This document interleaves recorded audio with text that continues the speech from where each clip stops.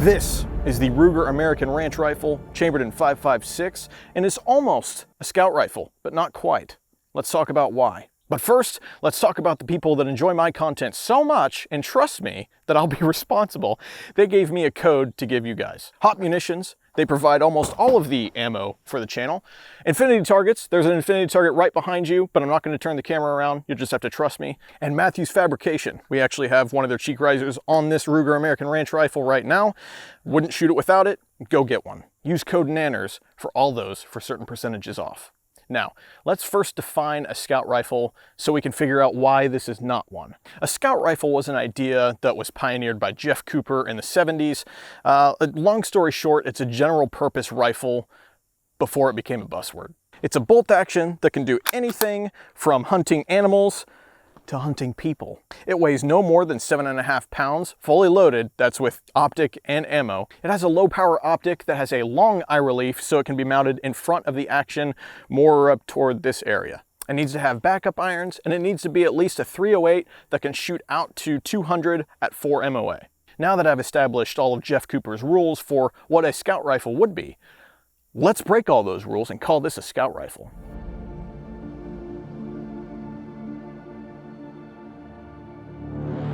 Many of you have seen this bad boy before in one of my most popular YouTube videos that I have on the channel. You can go check it out if you haven't seen it. This is just another rendition of what it can be. What I changed on it, which is not that much, is the optic setup, which before I had a Steiner T6XI, the 1:6.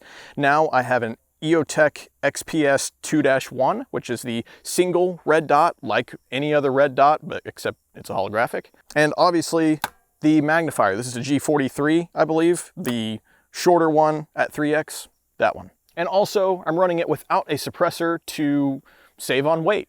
Now, if you remember some of those rules that I told you in the beginning about what makes a scout rifle, you're probably already screaming at your screen, throwing your punch at the screen if you still drink punch, doo-dooing in your diaper, all because this is not a 308.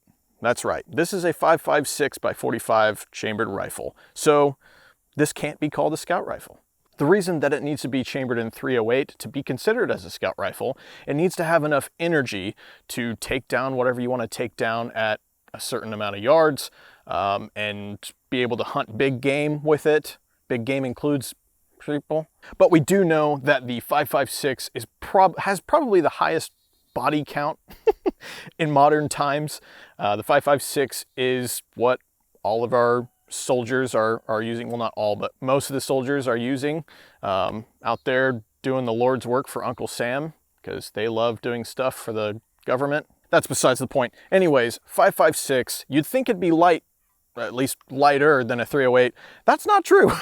At least not in the case of what Jeff Cooper was looking for. This weighs 9.5 pounds without the suppressor. So if I wanted to be a little quiet boy, I could put a suppressor on there and it would weigh even more. And what Jeff Cooper wanted was something under 7.5 pounds. So again, you'd have to throw this out the window. This also does not have a forward mounted scope.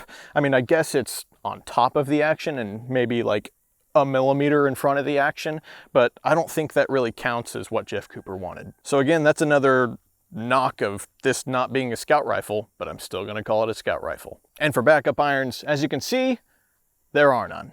So what's the point of this video if I'm talking about scout rifles and I'm shoving this in your face saying this is a scout rifle when it's clearly not? Well, the general purpose rifle, which is what the scout rifle technically was, they have changed. General purpose rifles have changed due to technology, advancements in everything, just general knowledge and what's going to work for people better than what might have worked for people in the 70s. So is Jeff Cooper's scout rifle even worth looking into or trying to build or make something just so you can fit those rules that he set? Personally, I don't think so. Everyone's probably punching their monitors and unsubscribing and blocking me right now, but I think that is something great that Jeff Cooper put out into the world and set a standard for that people should be shooting for when building a scout rifle. But due to what I said, advancements in technology and just general knowledge, our brains are getting bigger. There are better options out there for a general purpose rifle. Take a suppressor, for example. That was not in one of his rules to have a suppressor on your rifle. Almost all of my rifles have a suppressor on them for a few reasons. One, because they look cool. Two, because it reduces your signature, whether it be sound signature, muzzle flash, generally makes it harder for anything to locate where you're shooting from. That seems like something that everyone would probably want on their rifle, but if you put one on your rifle, first, I mean, again, Jeff Cooper didn't say to put one on there, but second, it's probably going to make your rifle go over the weight that he set. I even have a suppressor for my shotgun. I mean, they're great. There's almost no reason to put one on your rifle unless you're trying to go lightweight, like I said here. Number B reason is we have LPVOs nowadays.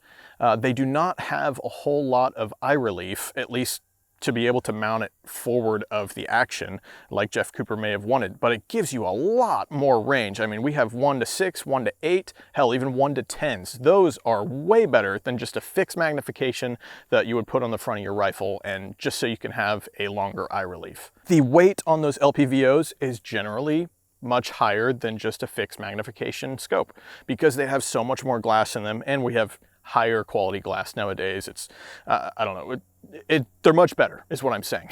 So I know people out there are like, well, it's supposed to be nimble so you can run around and flail your rifle around and everything. That's just something that, well, one, just get stronger, just take Tren or something, I don't know. But there's also something to be said about having a heavier rifle. I'm not saying a 20-pound rifle and lug that around, that would be hell.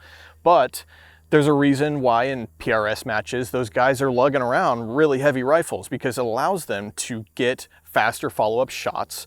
It makes the recoil perception much lighter just because it's all absorbed in the, I mean, it's harder for a round to move a heavier rifle, obviously. So I get it. When you're hunting, you probably want a really light rifle because, I mean, you're lugging it around all over the place. You may be hiking and stuff. You don't want a 20-pound rifle because that's just impractical. No one wants that except for LMG guys. But what I'm saying is heavier rifles have a purpose, and it's generally probably better if you want to be more accurate on your follow-up shots and faster, just general all-around better. And lastly, maybe the biggest reason of all that scout rifles have changed or been phased out is we have access to a lot of semi-auto rifles nowadays. Any of my semi-auto rifles that I have is as accurate as this, but can shoot way faster. So you're shooting as accurate, but you're putting double, triple the amount of rounds down range in the same amount of time.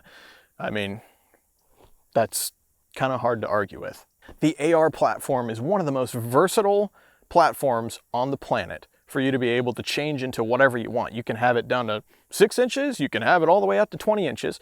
You can put a 30-round mag, 60-round mag, 10-round mag, 20-round mag, whatever you want. You can outfit it with everything you want and make it for what your purpose is. They can accomplish the same goals that Jeff Cooper had in mind for his scout rifle, but probably better. Now, that doesn't mean that the old scout rifle is bad by any means, that no one should try to make one or make a half-assed one like this. I really, really enjoy shooting this rifle. This is one of my favorite rifles that I have, and it's outclassed by almost every other rifle that I have. Of course, it's going to be personal preference. I subscribe to the belief that you should be able to do anything you want as long as you're not hurting anyone. Obviously, that's a really boiled down statement. There's a lot of ifs, ands, or buts in there, but generally, I mean, just do what you want. If you want to build an old scout rifle like Jeff Cooper wanted, do it. I'm sure that'll be fucking awesome. If you want to build your own version of a scout rifle, you don't have to follow any rules whatsoever. Just do it.